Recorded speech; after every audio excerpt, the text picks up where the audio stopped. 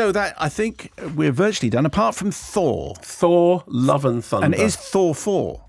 It is Thor 4. It's the fourth Thor. So Thor, Love and Thunder. You said I'm Thor if they wear a saddle, Philly. That's the one. Tom Hiddleston.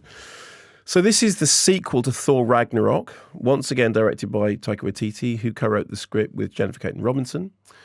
It opens with a scene of Christian Bale, him, Gorr, losing his daughter in the desert, then finding himself in what appears to be an outtake from the Flower Pot Men, or In the Night Garden, in which he falls out with his god and declares, "This is my vow, all gods will die." Therefore, he becomes the God Butcher. Gorr the God Butcher, which, to be honest, if you were offered that as a role, you go, yep, okay, that sounds good. That. We then cut to Korg, humorously retelling Thor's story so far. You know, lots of sort of semi-literate in-jokes about he lost his brother again and then again. And then enjoying a classic Thor adventure in which he accidentally destroys a temple in a sequence that looks like a very badly CG-rendered version of a heavy metal video with some Muppets.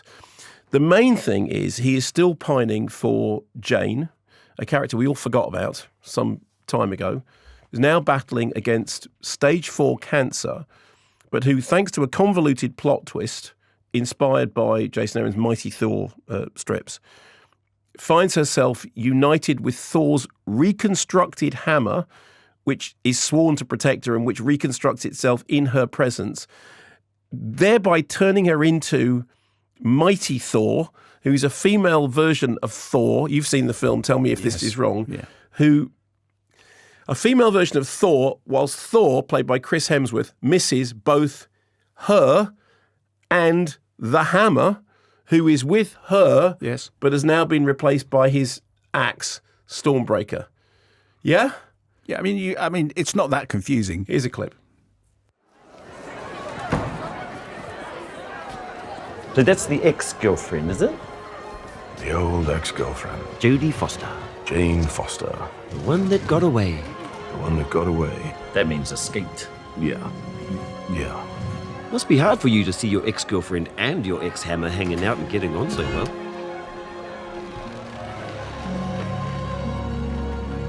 What you up to, bro? Go to daddy. No, Neil. Hey, there you are. Hey. I was just calling you. Another visual clip. Another visual clip. So the gag is he's calling the hammer, and then his axe comes up. You see, his axe is like an ex. His axe is his ex. No, his axe is jealous of his ex. That, incidentally, is a gag that will run throughout the whole film. Thor treating his hammer like his old girlfriend and his axe like his new girlfriend. And that's basically the tone of the whole movie. The kind of, knowing jokes about, hey, we're making a superhero movie, but we know we're doing it. So, we're making lots of jokes about it. Therefore, got characters dressed as gods, but they talk like they're in an episode of Friends because we're very, very postmodern. And then the plot is that the children of New Asgard are stolen by Gorr, who incidentally looks exactly like the nun from the Nunjuring movies. So from now on, it's going to be quiet, quiet, quiet. Bale! I thought he looked like Voldemort. Really. A little bit of Ray Fiennes, that's what he looked like. Okay, so somewhere between the Nunjuring and Voldemort, but not, ooh, that's an interestingly new creation. And then in true Doctor Who fashion, he, the God Butcher, he's got to get to the gates of all eternity where he can make one wish that will be the wishiest wish that anyone ever wished. Incidentally, you just wish, I wish I was omnipotent and had endless wishes. Anyway, so Thor then announces that he said, I'm going to get together a top-notch team, top. And he says it like that in a way that sounds exactly like Boris Johnson.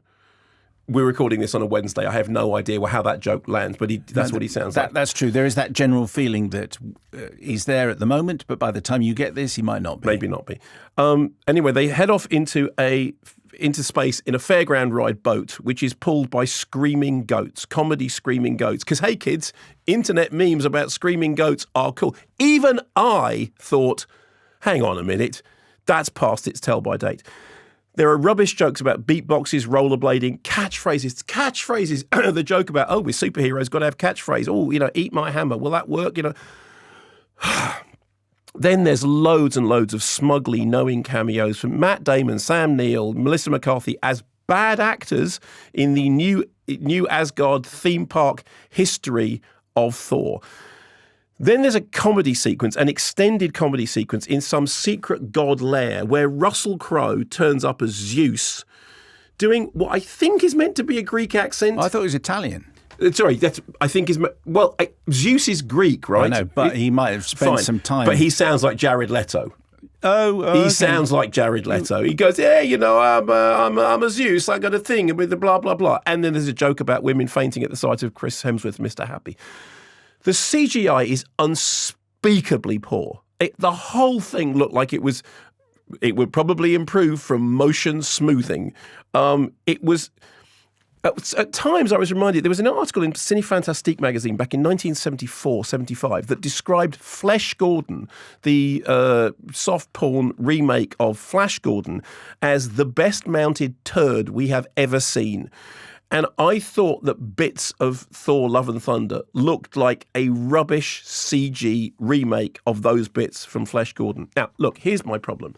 It's one thing for the Marvel audience to get bored with the Marvel Universe. It is quite another thing when the makers themselves don't seem to care about it either. I mean, yes, there are LGBTQ plus friendly subplots. So what? That should be a minimum requirement. That is not a reason to exist or a badge of merit. Also, the unearned sentimentality about illness and then a completely fatuous thing about, love trumping vengeance. Also, existing in a world in which everyone makes a big deal about sacrifice, but sacrifice doesn't mean anything when the character will reappear very, very shortly. I thought the whole thing was soul-suckingly wrong. I mean, I loved Hunt for the Wilder People. I kind of enjoyed Thor Ragnarok. This proves that my concerns about Jojo Rabbit being wildly overrated were correct. It doesn't prove that. One thing that I thought was interesting, there's a joke in which Jane is explaining astrophysics and she makes a joke about Interstellar, but before that she says, did you see Event Horizon? I thought, well, great, at least somebody has noticed that Event Horizon was the precursor to Interstellar.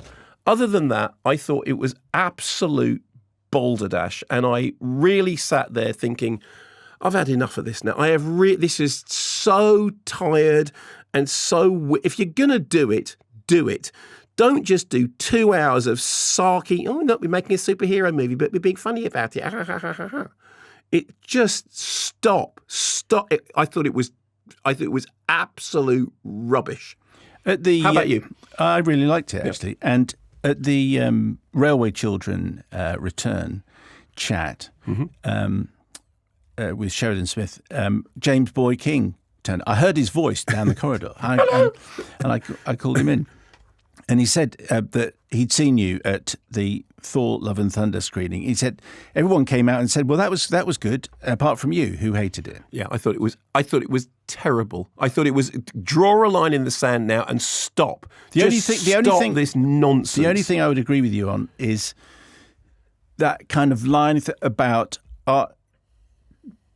are you saying that you're bored with what you've created? I agree with that thing. Really, you're taking the mickey out of this thing, which I thought we were supposed to be taking seriously, yeah. And I do get that. But I thought it was laugh out loud funny. I think Taika Waititi is. Did you think it was laugh out loud funny? Yes. Do you think the jokes about catchphrases were not incredibly tired? I didn't laugh. The screaming goats. I'm not saying it's great. What did you laugh out loud about? I'm not.